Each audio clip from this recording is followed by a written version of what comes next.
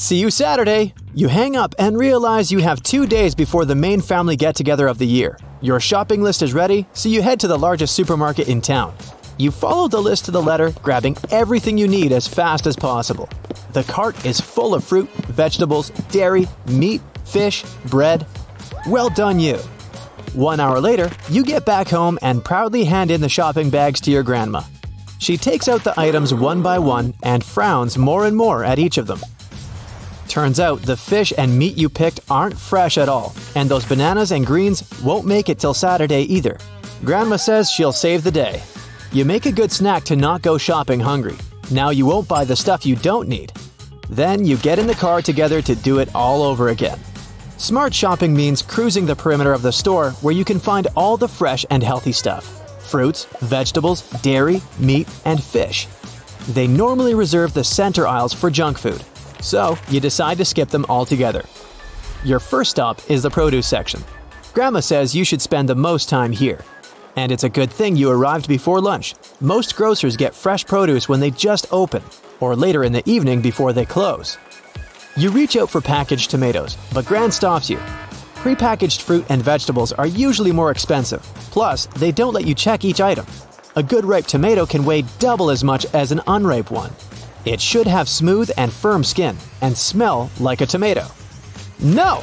Don't put that poor bruised thing into your cart. Bruises on produce are a perfect breeding ground for bacteria. Try to find firm cucumbers that have no blemishes or soft spots. The best ones are dark green. If you see yellow spots, it means the thing is overly ripe and will likely taste odd. The same goes for peppers. They must be of intense color with no stains. Now turn it upside down and count the bumps. 4 bumps means fewer seeds and better taste. 2 to 3 bumps mean bitter taste. The stem of a fresh pepper is always green, firm, and crispy.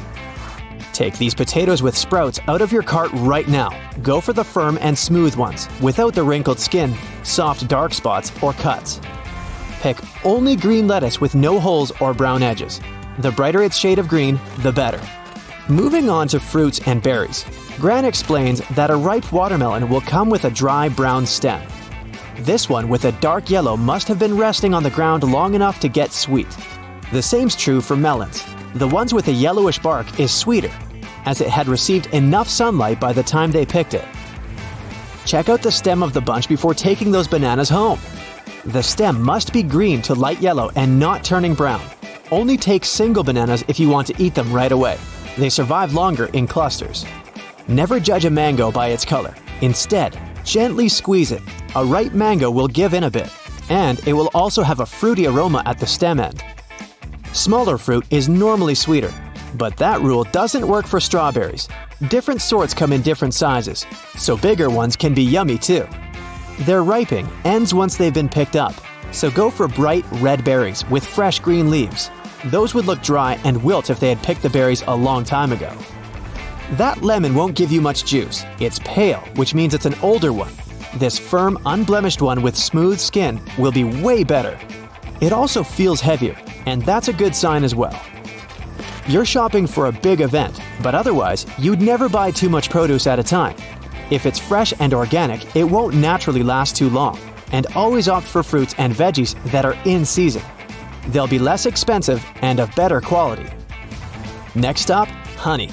This one looks odd to you as it has those crystals at the bottom of the jar, but Grandma explains it's a sign of freshness. It's normal for honey to crystallize when the temperature drops. It's also a good sign it looks opaque. It means it's more natural and healthy and not pasteurized. You check the list and realize you still need some bread. You already know the best option is the whole grain kind. You pick it up and study the label. Made with whole grains won't do. This one that says whole wheat flour is good. The fewer ingredients, the better. If you can't pronounce the name of the additive, you don't want it in your bread. It shouldn't have artificial flavors, colors, or preservatives. You lightly press on the bread you just chose. Bingo! It goes back to its original shape, which means it's high quality. If you see your finger mark on it, it could have been previously frozen, or the baking process went wrong. You move towards the canned food section, and Gran jumps in your way. She's sure canned foods are bad for your health, as they contain a huge amount of sodium. You convince her to at least study the labels. You should always pick canned foods that don't have too much salt or sugar in them. The ones preserved in water or their own juice are the healthiest, as they have fewer artificial ingredients in them. You find some tuna packed in olive oil. The package is perfectly closed, so it's all good. You know you should never take a rusty can. It can be dangerous. Okay, looks like you've got everything you need, except for meat and dairy.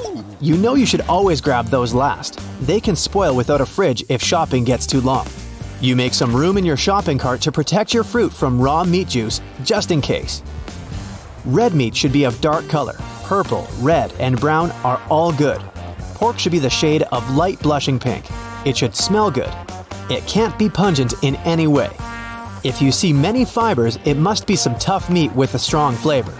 Beef tenderloin won't have any grains because it's super tender. White flecks and streaks of fat throughout the muscle are another sign it's juicy and tender. If you aren't planning to cook meat straight away, pick the one with the latest best before date. You can still eat it safely after that date, but it tastes better before it. Dirty marks within the packaging are a red flag. Someone must have handled it with dirty hands. If the chicken you're about to buy has skin, it should be paler than the flesh, not yellow or light brown.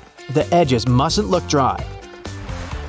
The cuts must be smooth and uniformly sized.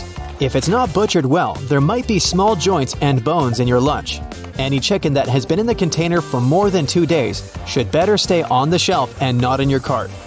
Gran picks up a fish and stares it in the eye. She explains a good fish will have protruding ones with shiny black pupils. The skin of fresh fish should be silky, not sticky or dull. Squeeze the fillet. If there's a trace of your finger mark on it, it's no good. The final stop of the day: dairy products. You should reach for the back of the shelf to find the ones with the most distant expiration date. The same rule works for frozen foods, packaged foods, and eggs. Stockers locate the newer ones behind the older items. Grandma recommends choosing pasteurized milk. No raw products will land in your cart today. When milk goes through pasteurization, they heat it up to fight off disease-causing bacteria. It doesn't take away the nutritional value of the product, so no worries about that. When picking the best yogurt, pay attention to the label. The more words you see on it, the better. 3 basic ingredients are enough to make it work. The rest should be preservatives and sugar you don't need. Live and active cultures is something you want to see on the ingredients list. Don't forget to get some cheese. Not this one though. The soft kinds like ricotta, cream cheese, goat cheese, or shredded cheese shouldn't have any mold on them. It can penetrate inside easily. Some mold is fine on hard cheeses. You can carefully cut the area around it and still eat it. Yay! You're done with shopping. Time to go home and cook.